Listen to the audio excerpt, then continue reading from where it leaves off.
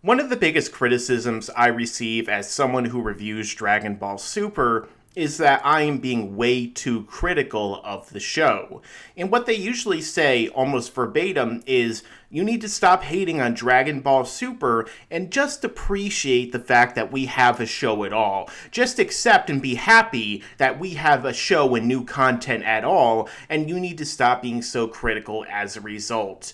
And that is a big issue that I feel that fans and I feel that even YouTubers need to come to an understanding about, because simply because a show is back, simply because it was a show that we had nostalgia with, simply because it is a show that we have such fond memories of from our childhood or whenever we first were introduced to this franchise, so to speak, does not mean that the current incarnation of it is automatically given a free pass, nor is it immediately said that it is great or it is good because we have fond feelings for another thing. Because that is a confusion that seems like a lot of people in this community, be it people in the comments section, which I mostly hear on every single video where I review Dragon Ball Super, or where I talk about any kind of negativities of Dragon Ball Super, or even the YouTubers, as I said before. Because it seems like, from what I've seen, a lot of YouTubers out there are actually afraid, because of the audience response, to actually say negativities about Dragon Ball Super. To say, well, I liked all these various elements, however, there are issues with this in terms of writing, in terms of plot, in terms of story structure, in terms of characters, in terms of the whole 9 yards. And oftentimes, because of the backlash of the audience, or because of people who don't really understand criticism, these people will kind of shy away from that. But the thing is that I'm not going to. And the reason why I'm not going to, and the thing that people need to understand, is that criticizing your favorite shows, your favorite movies, Dragon Ball Z, Dragon Ball GT, Dragon Ball Super, is okay. It's alright. Because criticizing something does not in turn make it bad. It does not in turn negatively impact overall a certain project or a certain product or a certain work or a certain piece of art, because that's what all of this is. It is simply a way to give us a better understanding and a fuller picture of the artwork in which we are appreciating. Because in order to properly appreciate something that has been made by an artist, Dragon Ball Super and Dragon Ball in general is something that was made by an artist. It was drawn, it was written out, it was created and crafted in a fictional environment completely out of the mind of Akira Toriyama and the people that have worked on him and helped him along the way. So it does count as a piece of art just as much as the Mona Lisa does, just as much as Legend of Zelda Ocarina of Time does. All of them have the qualities and artistic merits to be considered a work of art. And so a lot of people need to understand, first off, when we talk about art, certainly the fact of the matter is that art is a very subjective thing. What you may like, someone else may not like. What you may love, someone else may hate. Completely polarizing, all depending upon which side of the spectrum and which side of the ideas and the beliefs that we are on in terms of how to interpret works of art. So the work of a critic, all right, or someone who is criticizing, or someone who is giving a full perspective on these works, is someone who has to be somewhat objective, at least. Obviously, all critics are simply telling our opinions. Whenever you see Dragon Ball Super reviews or videos by me, I am not Akira Toriyama. I am not someone who writes the show. I am not the director of the show or any other show right now. I am someone who, in fact, is giving you my educated opinion. And I believe that the reason why my opinion might be worth hearing, even though I'm not going to say I'm the most knowledgeable in the community, or even among my own friends, or this whole fan base when it comes to this franchise, I can't tell you every single episode number and every single thing that happens in it. I can't tell you every single key animator on every single episode, nor have I ever really necessarily concerned myself with that, because I've always been more impressed or more focused on the bigger picture and the execution and the stories and the characters and the ideals that go into it. But when I look at an episode, I may like it, or I may even love it, but I recognize that every single work of art and every single episode of a TV show has pros and cons. They have pluses and minuses. And sometimes, unfortunately, in episodes, the cons will outweigh the pros. Now, does this necessarily make it a cancerous show? Does it mean that the show itself is bad? No, absolutely not. But I am simply addressing and pointing out the negativities and the flaws in this particular work I am examining.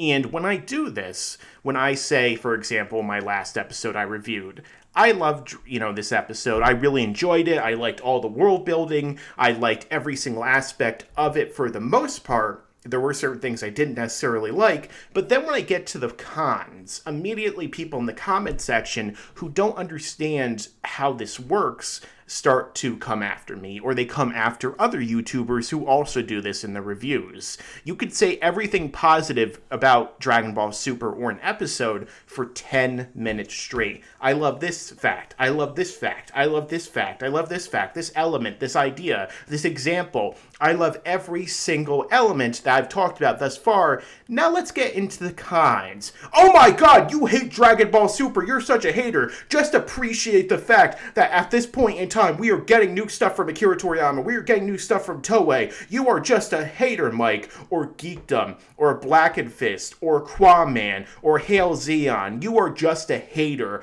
Why can't you appreciate what we appreciate the way we appreciate it with our opinions that have to be 100% respected and 100% given out to every single person in a communist and kind of collectivist idealism in which every single person must completely believe in and agree with what we are saying? And I just have to say, that is not the reality of how this works, and that is not the situation of how reviewing works. Because even if we love something, we can give it a 99%. There's still going to be that 1% because there is no perfect thing in terms of art. There is no perfect movie. You can't find one. Go and find one. You could say, oh, this movie's perfect, but for who? For what perspective is it perfect? For me, if I look at a movie like Blade Runner, for example, Blade Runner, I feel, is very close to a perfect movie. But unfortunately, there's a number of cuts that happen in the movie. There's a number of cuts that were made of the movie. The director's cut, the final cut, the extended cut. And those are the flaws with it, but there's also little issues here and there within the movie. Terminator 2. I love that movie, my favorite movie of all time. But when I watch it, nowadays especially, because I have such a keen eye, because I have seen thousands of films over the course of my life, not only American films, but domestic films, independent films.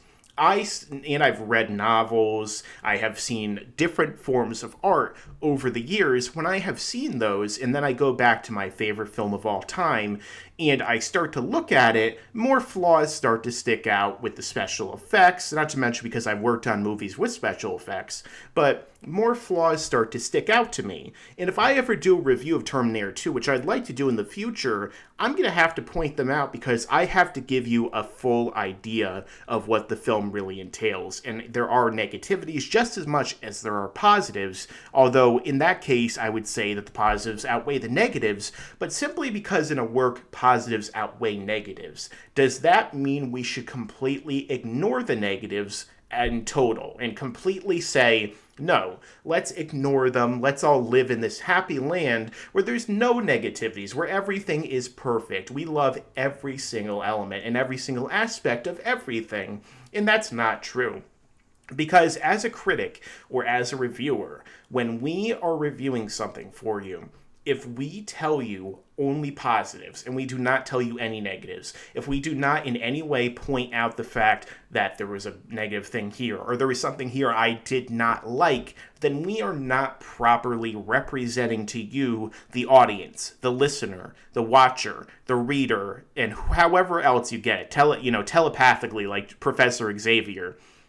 we are misrepresenting something to you, and that is not what my goal is, and that is not what the goal of anyone who does this should be. We are not giving you the full picture. And that is why saying negatives is important. That is why being critical of something is important, because when you tell somebody not only the good and the bad of something, you can fully see and appreciate that artwork. And you can appreciate an artwork not only for its positives, but for its flaws as well. Because sometimes those little flaws, those little negativities, actually give something more charm. They actually make us enjoy it even more. They actually make us say, oh, isn't that cute? Isn't that fun? Isn't that something, I can look back on within the course of the film or within the course of the series and say, oh, okay, I know that part. I remember that part. I never saw that when I was a kid. That's funny. With a aged, mature eye, you can look at these things. And I know a lot of the comment section may not be an adult right now. They may not have seen as many works of art, or they have not have read or looked into as much as myself or many other members of our audience. But I'm not going to simply single these people out and tell them stop watching my videos, or not going to simply tell these people you're wrong, because every single person has an opinion. But to every single person who comes into the videos in the comment sections, or goes into their own videos and attacks other YouTubers and says, you need to just appreciate the fact that this is a new series that we're getting from Akira Toriyama, you need to understand that your opinion is simply your own opinion. Your perspective and your viewpoint is simply only your perspective and your viewpoint. You cannot come to us and tell us to change ours, and to change the way we are, and to change the way we speak, and the way we acknowledge things, and the way we interpret situations, and the way we view things in our lives in these works of art as critics, and tell us we have to change that and to completely coerce ourselves into going forward and agreeing with only your positions, because that is not how the world works. Every single person is an individual. The person sitting right next to you, or standing right next to you, or the person you see across the way from you, people who live in the same house as you, sure, your friends even, your best friend in the world. You may agree on most things. You may see eye to eye on most things, but not everything. You are two different people, and so your opinions on some things will be different. And now when you find out that someone else has a different opinion from you, or someone does not like what you don't like, what do? Do you attack them? Do you say that you're a son of a bitch and I don't like you and you have no taste whatsoever and you need to get the hell away from me? Absolutely not. That is completely isolationist. That is to live in a bubble. That is to be completely pretentious and elitist and to act like your opinions are the only opinions that matter in the world. That is not what you need to do. What you need to do is to be tolerant. Now, of course, we live in this situation, this society, where you got to be tolerant of everything. Every single thing has to be tolerance, except for intolerance. And that's the problem. When people come to us in our videos, they're acting like we are being intolerant of the fact that Toriyama has come back to create this show. That, George Miller, if you didn't like the new Mad Max, came back in his 70s to make this masterpiece of work. And how dare you not like what I like? How dare you want a story in that movie? How dare you want something a little bit more substantive?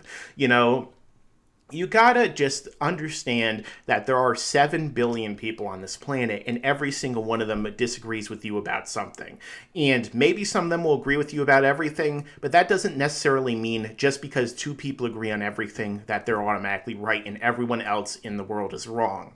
Now, sure, there's belief systems that you can have and you can hold that will say that, but ultimately when it comes to film criticism or series criticism or criticism in general, if we do not tell you the negatives, if we do not give you our own opinions, then what is the point of us doing it? If we're just going to tell you all positives, then we might as well get a check from Toei, from Funimation, from Namco Bandai, from every other company that'll just shove money in our faces so we can tell you all the positives for them and make promotional videos for them. Now, I don't have any problem with other YouTubers working with companies. Certainly, there's no issue with that. But the fact of the matter is, if every single one of your videos is simply a bought out video, then you're not really providing anything to anyone except being an advertiser or being a propagandist. And I do not make propaganda on my channel, and I do not let others make propaganda on my channel for others who have worked on my channel or who would like to work on in the future.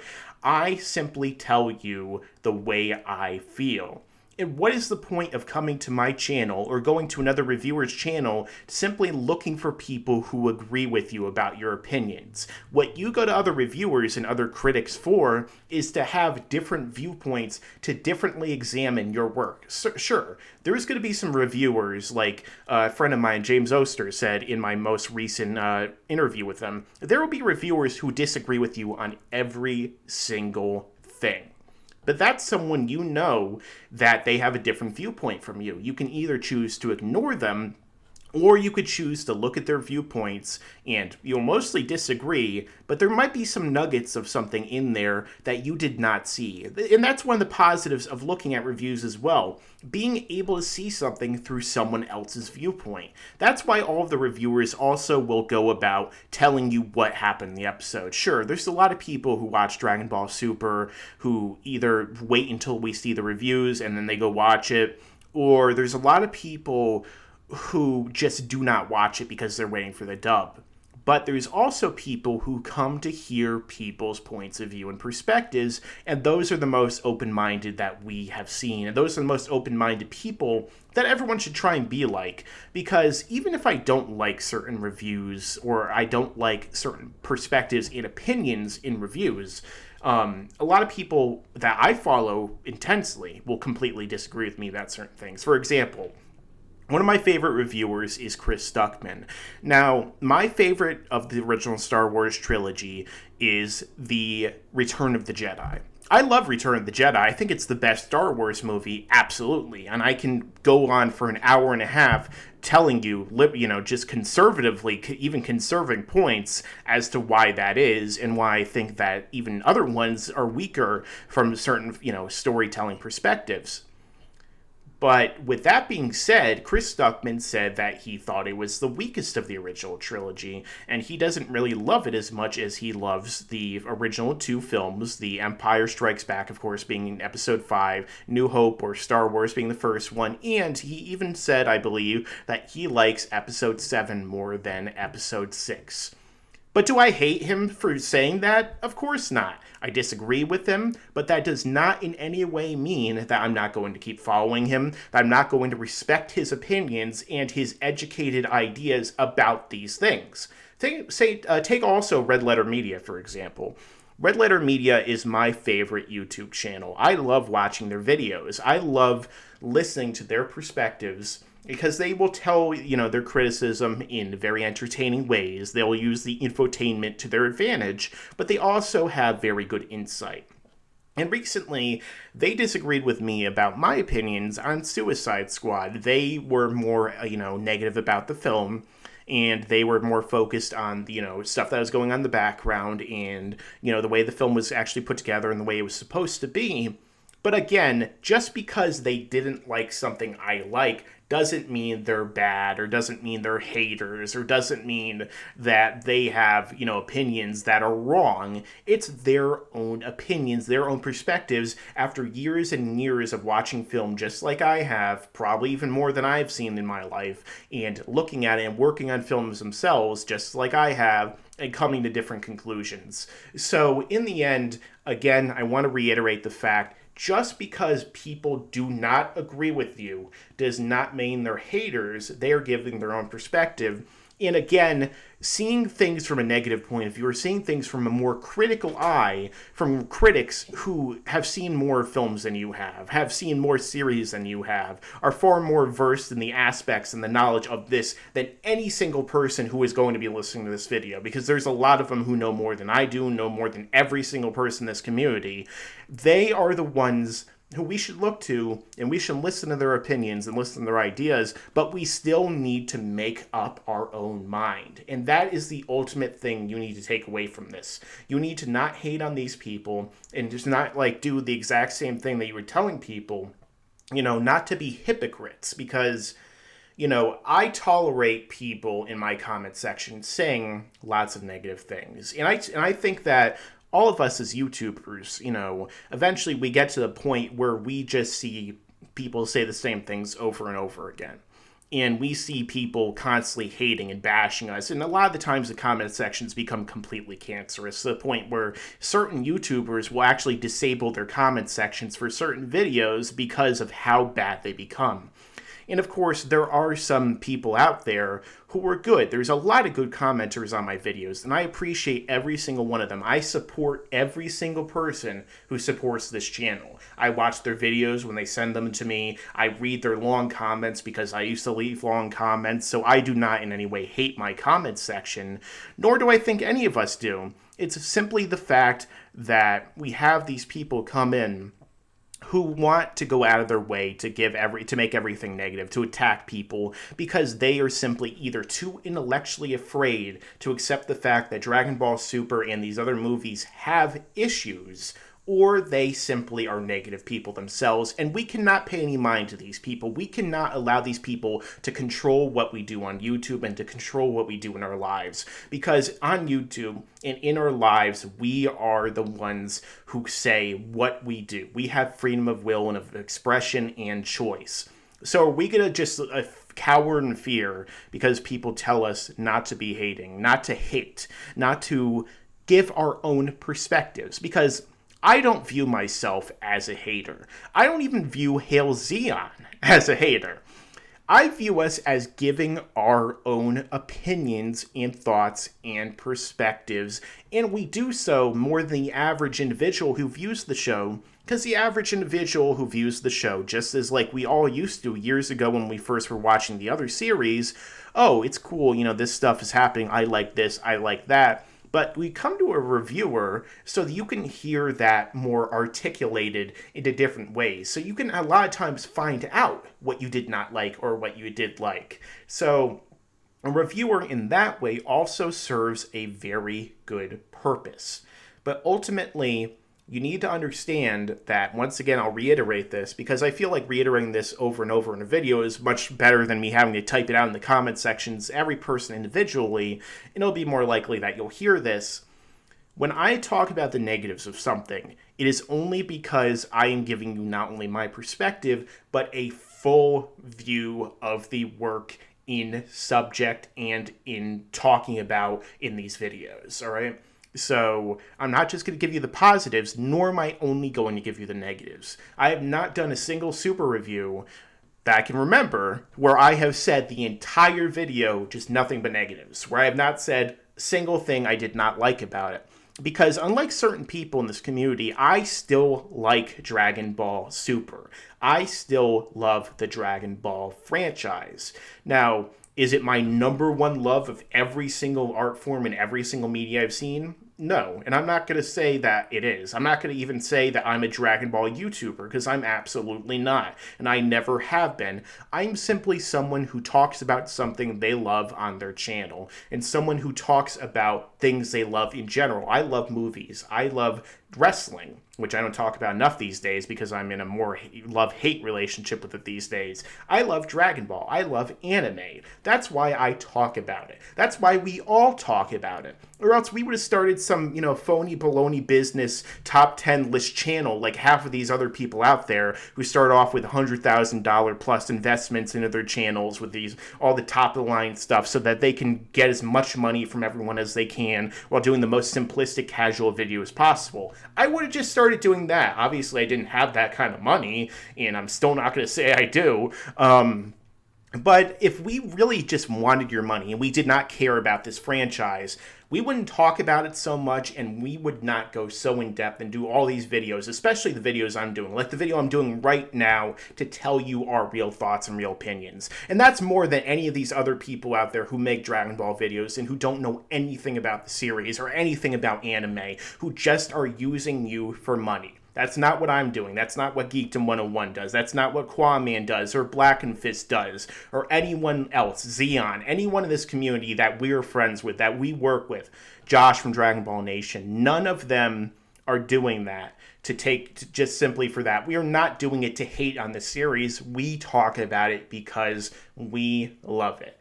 So that's why we are showing you the critical things and we are talking about negativities, because ultimately we are trying to give you the full perspective so that you could fully appreciate this and so that you could fully see it the way that we do. And that is the reason why critics and why reviews of these shows are very important, and why we shouldn't simply abandon them, why we don't put too much thought or too much focus or too much time wasted talking about this, all right?